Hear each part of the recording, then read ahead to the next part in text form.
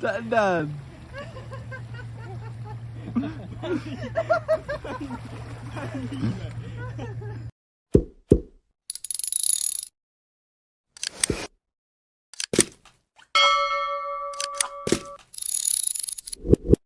Assalamualaikum warahmatullahi wabarakatuh. So hari ni trip kita first time kita akan ke ban pecah, mencuba duri-duri di sana. Okay, kita try ban pecah. So stay tuned, let's go. Okay. By my side, everywhere I see. Mancing je, mancing, mancing.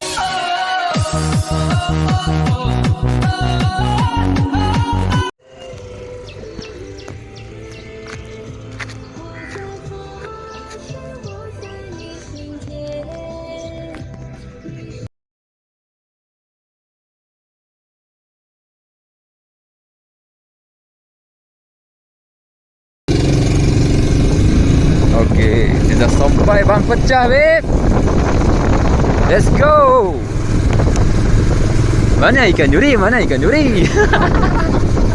Oh my god! Wow!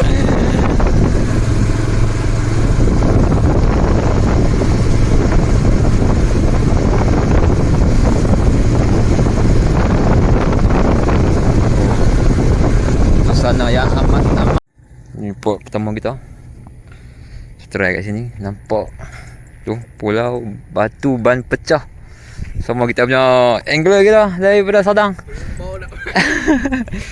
Ni first time main ban pecah ni. Tak tahu kat mana port yang best-best.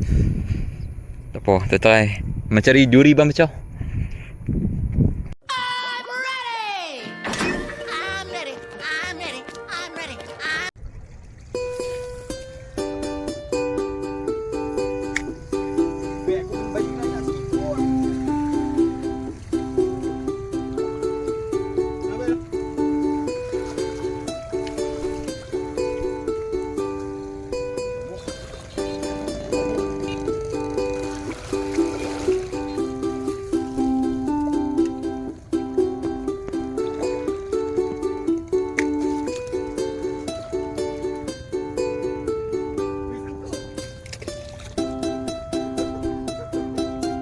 Thousand years later.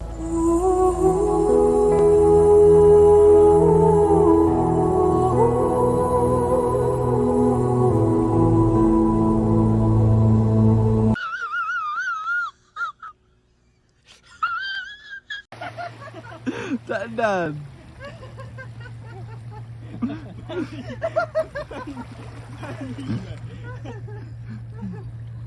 Pelan-pelan. Ini.